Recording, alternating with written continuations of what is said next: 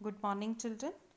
आपने first video में पाठ 2 तीसरी लड़की इसका सार समझा था और सार समझने के बाद में हमने इसके शब्दार्थ किए थे, ठीक है। और शब्दार्थ के साथ में हमने मुहावरे किए थे और फिर साथ में हमने इसके लघु उत्तरीय प्रश्न किए थे। तो अभी हम इसका आगे का पाठ करेंगे जिसमें फर्स्ट वन एक्सरसाइज है आपकी, किसने किससे कहा। अगर आपने लेसन की रीडिंग अच्छे से की है और सार समझा है तो आपको ये आंसर्स जो है वो बहुत ही जल्दी क्लियर हो जाएंगे। लेकिन फिर भी मैं आपको बता देती हूँ। फर्स्ट वन है, कैंप के लिए भी खर्चा कहाँ मांग रही हूँ, इजाज़त ही तो मांग रही हूँ। किसने कहा? निशा ने माँ से। नेक्स्ट, कभी नहीं छोड़ूंगी स्कूल, क्या समझ रखा है। ये जब उसके पापा उसे धमकी देते हैं स्कूल छुड़वाने की, तो तब किसने कहा? निशा ने पिताजी से। नेक्स्ट थर्ड वन, तुम्हारे घर में कोई लड़का नहीं है क्या, ये किसने कहा था? डॉक्टर ने निशा से। And next fourth one, next page पे देखेंगे। फोर्थ वन, इसी की वजह से शर्मा जी बचे हैं, दिन रात सेवा करती रही है ये, किसने कहा था? डॉक्टर चौधरी ने मिस्टर चोपड़ा से। डॉक्टर चौधरी वो थे जो कि निशा के पापा का इलाज कर रहे थे और मिस्टर चोपड़ा जो कि निशा के पापा के बॉस थे। नेक्स्ट वन है, that's the spirit my girl, इस तरह हिम्मत रखना, ये किसने कहा था? मिस्टर चोपड़ा ने निशा से। मिस्टर चोपड़ा जो कि निशा के पापा के बॉस थे, उन्होंने कहा था निशा से। ओके, नेक्स्ट है इसके क्वेश्चंस, दीर्घ उत्तरीय प्रश्न। ये मैं आपको बता देती हूँ, कॉपी में है तो इसे डिक्टेट कर देती हूँ, आप इसे अपनी हिंदी की कॉपी में लिखेंगे।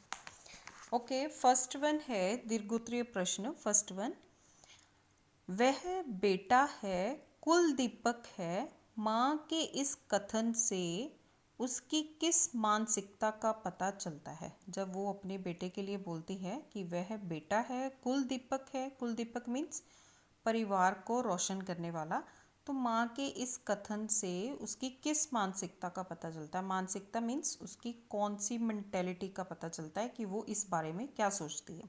तो आंसर है, इस कथन से माँ की ये मानसिकता का पता चलता है कि हमारे समाज में आज भी लड़कियों की अपेक्षा लड़कों को अधिक महत्व दिया जाता है और बेटियों को अपने सिर पर बोझ समझा जाता है। ठीक है, माँ यही सोचती है कि जो लड़का है वो कुल दीपक है, ठीक है, और लड़कियों को घर का बोझ समझा जाता है कि ये हमारे ऊपर बोझ है, क्योंकि जो हमारा समाज है उसमें लड़कों के लिए और लड़कियों के लिए डिफरेंट रूल्स हैं। अगर लड़की की शादी की जाती है तो बहुत सारा दहेज देना पड़ता है। तो ये सब समस्याएं हैं जिसकी वजह से जो माँ बाप हैं वो अपनी लड़की को बोझ समझते हैं। तो ये उसकी मानसिकता का पता चलता है। चिल्ड्रन, आप आंसर्स अगर अपनी तरफ से बना के लिखना चाहते हैं तो वो भी लिख सकते हैं, लेकिन सेंटेंस फॉर्मेशन और स्पेलिंग्स ठीक होने चाहिए। ओके, नेक्स्ट वन है, किस बात से पता चलता है कि निशा की माँ लड़कियों की शिक्षा को महत्व नहीं देती थी। ऐसी कौन सी बात हुई जिससे पता चलता है कि वो लड़कियों की शिक्षा को अधिक महत्व नहीं देती थी, मीन्स लड़कियों को पढ़ाना नहीं चाहती थी। निशा की माँ लड़कियों की शिक्षा को इसलिए महत्व नहीं देती थी क्योंकि वह सोचती थी कि लड़कियां पराया धन होती हैं। पराया धन मीन्स कि शादी करके दूसरे घर में चली जाएंगी। पढ़ने लिखने से क्या होगा, चूल्हा चौका तो पढ़ने के बाद भी चलाना है। चूल्हा चौका मीन्स घर का कामकाज, यहाँ पे चूल्हा की स्पेलिंग रॉन्ग है, बड़ा हुआ आएगा, ठीक है। चूल्हा चौका तो पढ़ने के बाद भी चलाना है कि मीन्स घर का जो किचन का काम होता है वो तो पढ़ने के बाद भी करना ही पड़ेगा। इससे अच्छा है पहले से ही तैयारी कर लो, इसलिए वो लड़कियों की शिक्षा को अधिक महत्व नहीं देती थी। ओके, नेक्स्ट वन है, निशा स्कूल में अपनी मैडम के सामने क्यों रो पड़ी। वो अपनी मैडम के सामने रो पड़ी थी, क्यों रोई थी। यहाँ पर भी स्कूल के स्पेलिंग में बड़ा हुआ आएगा, ध्यान देना सभी। ओके, वो क्यों रो पड़ी थी। निशा स्कूल में अपनी मैडम के सामने इसलिए रो पड़ी क्योंकि वह एनसीसी कैंप में जाना चाहती थी, लेकिन उसके माता पिता उसे जाने की इजाज़त नहीं दे रहे थे, ठीक है।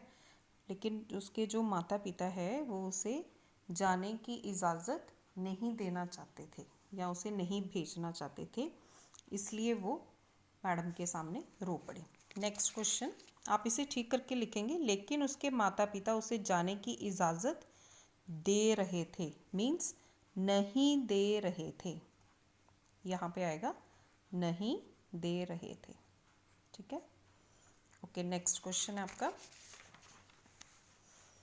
घर के सामने लगी भीड़ को हटाकर निशा ने क्या किया। जब उसके पापा को लेके आए थे कुछ लोग पकड़ के, तो उसके घर के सामने बहुत सारी भीड़ लग गई, तो उसको हटाकर निशा ने क्या किया। घर के सामने लगी भीड़ को हटाकर निशा अपने बाबूजी के, बाबू में बड़ा हुआ आएगा, निशा अपने बाबूजी के सीने पर मालिश करने लगी, क्योंकि उन्हें दिल का दौरा पड़ने पर वह बाजार में गिर गए थे। क्योंकि उन्हें दिल का दौरा पड़ा था, र आएगा यहाँ पे, पड़ने पर वह बाजार में गिर गए थे, ठीक है। नेक्स्ट वन है, ऐसा क्यों कहा गया है कि निशा के पैर में तो मानो चक्की लग गई। जब वो हॉस्पिटल में थी, अपने पापा की देखभाल कर रही थी, तो तब ऐसा क्यों कहा गया कि उसके पैर में तो मानो चक्की लग गई। ऐसा इसलिए कहा गया क्योंकि निशा के बाबूजी को अस्पताल ले जाने के बाद निशा ने सारी जिम्मेदारी बखूबी निभाई थी, ठीक है। बाबूजी, अगेन ये मैं आपके सामने स्पेलिंग करेक्ट कर रही हूँ कि आप सही स्पेलिंग लिखें। बखूबी, बड़ा ओ, निभाई थी। बाबूजी को समय पर दवाई देना, घर से अस्पताल तक चक्कर भी लगाए, ज़रूरत पड़ने पर डॉक्टर और नर्स को बुलाकर भी लाई। वो क्या करती थी कि हॉस्पिटल में बाबूजी का बहुत ध्यान रखती थी, उनको समय समय पर दवाई देती थी। अगर कभी डॉक्टर और नर्स को बुलाना पड़ता था तो उनको भी जल्दी से बुला के लाती थी, और फिर कभी घर जाना पड़ता था कुछ सामान लेने के लिए, अस्पताल बार बार चक्कर लगाने पड़ते थे, तो वो सब भी उसने किया। और इन सब चीज़ों को देखकर, ऐसे व्यवहार को देखकर लगता था कि जैसे मानो उसके पैरों में चक्की लग गई हो। नेक्स्ट वन, ये कहानी समाज की किस बुराई की ओर संकेत करती है, मीन्स कौन सी बुराई के बारे में बताती है। ये तो आपको शुरू में ही, लेसन के शुरू में ही पता चल गया था कि ये जो भेदभाव किया जाता है, लड़कों को अधिक महत्व दिया जाता है, ऐसी बुराई की ओर संकेत करती है।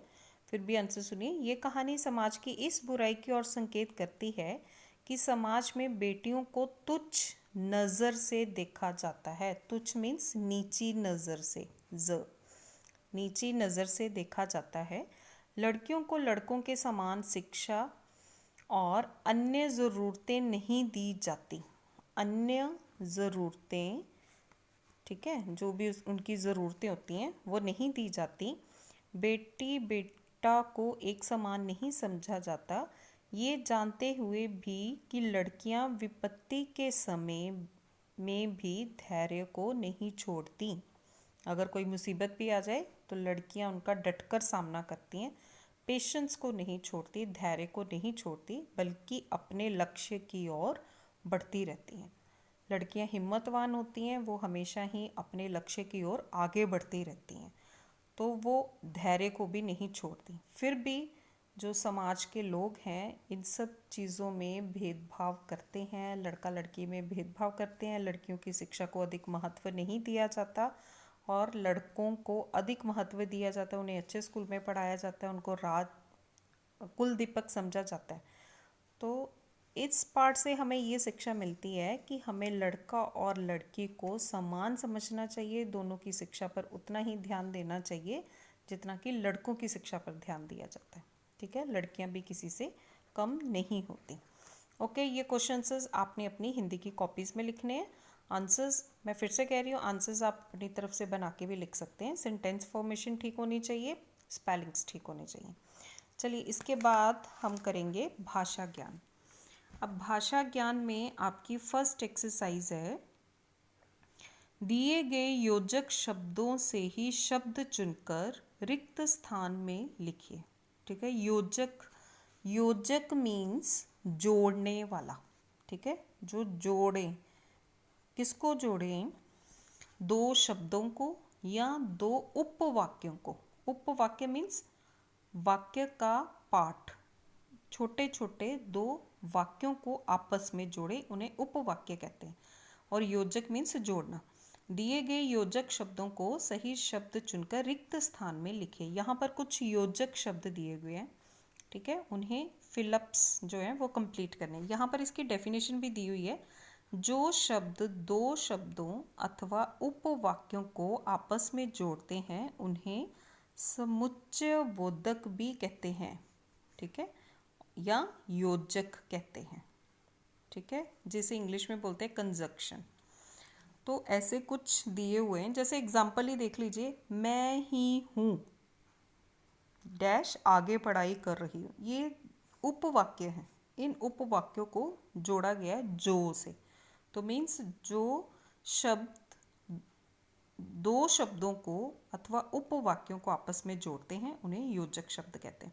तो यहाँ पर आपके आंसर्स दिए हुए हैं, आपने इसे फिल करना है। फर्स्ट वन, मैडम ने निशा के माता पिता को मना लिया और अब निशा कैंप में जाएगी। नेक्स्ट, जब स्कूल को शील्ड मिली तब सारी थकावट दूर हो गई। मीन्स जब उनको प्राइज मिला था, ट्रॉफी मिली थी, किसमें, एनसीसी कैंप में। नेक्स्ट, बहनों का स्कूल बंद करवा दिया है। बहनों का स्कूल बंद करवा दिया है क्योंकि भाई को अंग्रेजी स्कूल में पढ़ाना है। नेक्स्ट वन, बड़ी बहनें तो चुपचाप काम करती हैं। बड़ी बहनें उसकी चुपचाप काम करती हैं पर तू बहुत बहस करती है। नेक्स्ट, डायरी से घर का पता मालूम हुआ तो हम यहाँ ले आए। किसे ले आए थे? उसके पिताजी को। मैं ही हूँ जो आगे पढ़ाई कर रही हूँ। तो ये आपकी फर्स्ट एक्सरसाइज हो गई। अब देखिए नेक्स्ट एक्सरसाइज। नेक्स्ट वन है, रिक्त स्थानों में उचित परसर्ग लिखकर वाक्य पूरे कीजिए। परसर्ग क्या होते हैं ये मैं आपको बताती हूँ।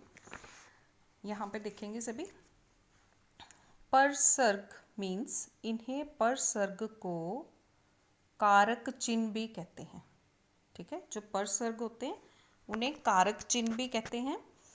कारक चिन्ह क्या होते हैं? कारक चिन्ह समझने के लिए या परसर्ग को समझने के लिए आपको पहले पता होना चाहिए कि संज्ञा क्या होती है, सर्वनाम क्या होता है और क्रिया क्या होती है, ठीक है। संज्ञा अगर आपने पहले पढ़ा होगा, 4th 5th क्लास से संज्ञा पढ़ते आ रहे हैं। संज्ञा मीन्स किसी भी चीज़ का नाम, वो संज्ञा होती है।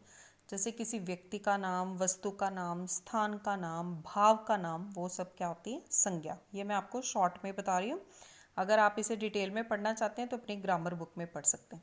तो संज्ञा मीन्स किसी भी चीज़ का नाम। फॉर एग्जाम्पल राम, ठीक है, ये संज्ञा है।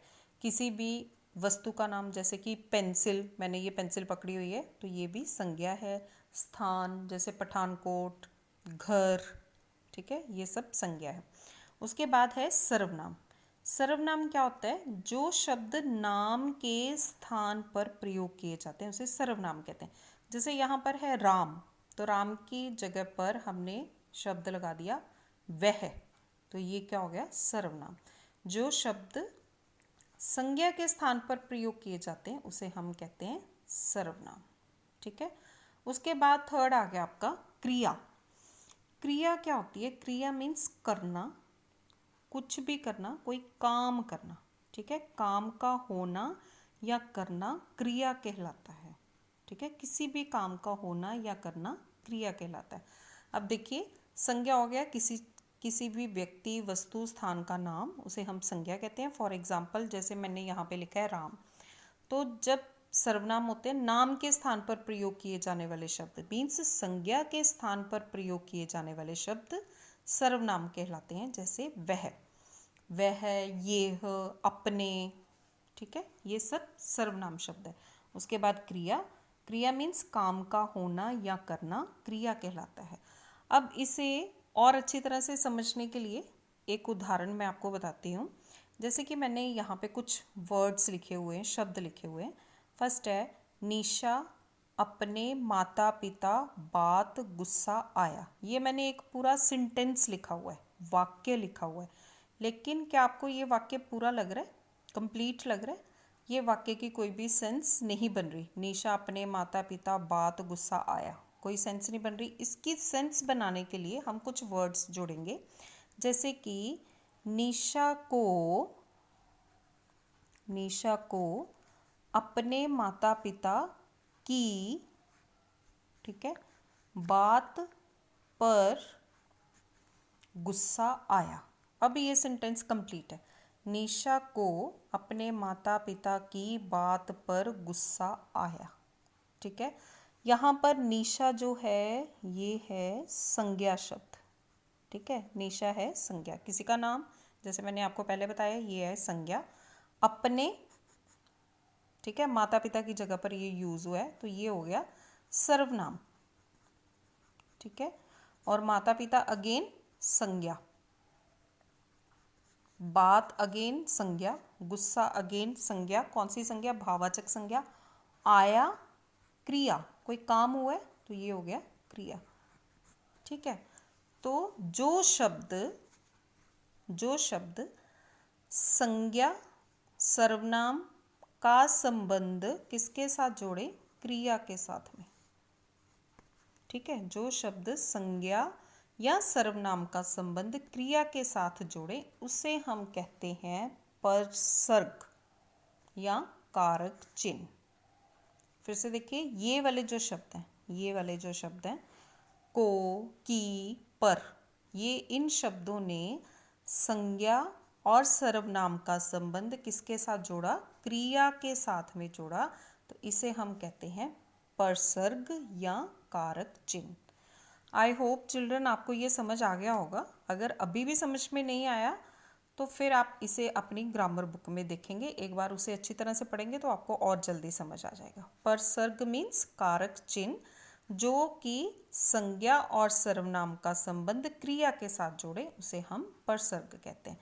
तो ये जो चिन्ह है को, की, पर, यही होते हैं परसर्ग या कारक चिन्ह। चलिए अभी हम बुक में देखते हैं, एक्सरसाइज करेंगे। रिक्त स्थानों में उचित परसर्ग लिखकर वाक्य पूरे कीजिए। जैसे फर्स्ट है, आप इस पर्ची डैश दस्तखत कर दीजिए। दस्तखत होता है सिग्नेचर पर, ठीक है। घर का काम स्कूल लौटने के बाद कर लूंगी से, इसका आंसर है से। नेक्स्ट, गर्दन हिलाकर निशा अपना मुंह ढक लिया। ने, निशा ने अपना मुंह ढक लिया।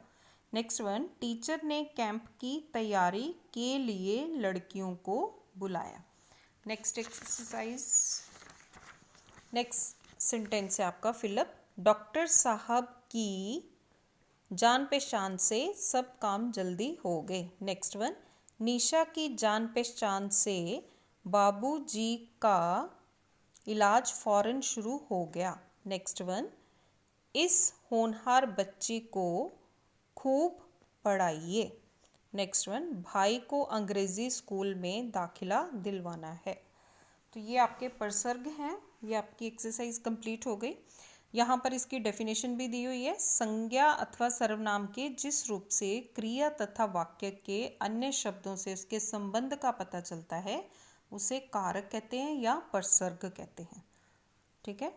ये डेफिनेशन आपको लर्न करनी है। नेक्स्ट देखिए, थर्ड एक्सरसाइज, हिंदी शब्दों निम्नलिखित शब्दों के हिंदी पर्याय लिखिए। पर्याय मीन्स पर्यायवाची शब्द या फिर समानार्थी शब्द जिनका अर्थ समान हो उसे हम कहते हैं पर्यायवाची शब्द या समानार्थी शब्द। ओके, फर्स्ट है इजाज़त, अनुमति। अनुमति मीन्स परमिशन देना। दिमाग, विवेक। दस्तखत, हस्ताक्षर। नेक्स्ट, ज़रूरत, आवश्यक मीन्स ज़रूरी चीज़ें। खर्च, व्यय, खर्च करना, व्यय। जिम्मेदारी, दायित्व, ठीक है। उसके बाद नेक्स्ट है रिक्त स्थानों में मुहावरे लिखकर वाक्य पूरे कीजिए। मुहावरे क्या होते हैं? जो अपना सामान्य अर्थ छोड़कर कोई और अर्थ बताएं। तो यहाँ पर जैसे आपके चैप्टर में भी मैंने फर्स्ट वीडियो में आपको समझाया था मुहावरे क्या होते हैं, ठीक है। तो यहाँ पर मुहावरे लिखकर वाक्य को पूरा करना है, ठीक है। ये एक्सरसाइज आप खुद कर लेंगे, बहुत ही ईजी है। फिर भी एक बार बता देती हूँ। निशा ने पिता की देखभाल की, वह भाग भाग दौड़ देखकर लगता था मानो निशा के पैर में चक्की लगी हो। नेक्स्ट वन, माली को आता देखकर लड़के पेड़ से उतरकर भागने लगे। कैंप में जाने की अनुमति मिलते ही निशा का चेहरा खिल उठा। नेक्स्ट वन, इस कारखाने में सभी मजदूर कोल्लू के बैल की तरह काम करते हैं। नेक्स्ट, चोरी करके घर से बाहर निकलते ही सामने पुलिस को देखकर चोर सन्न रह गए। सन मीन्स हैरान रह गए। उसके बाद चिल्ड्रन आपकी नेक्स्ट एक्सरसाइज है, निम्नलिखित शब्दों के उच्चारण पर ध्यान दीजिए। उच्चारण मीन्स बोलना। फर्स्ट है काल।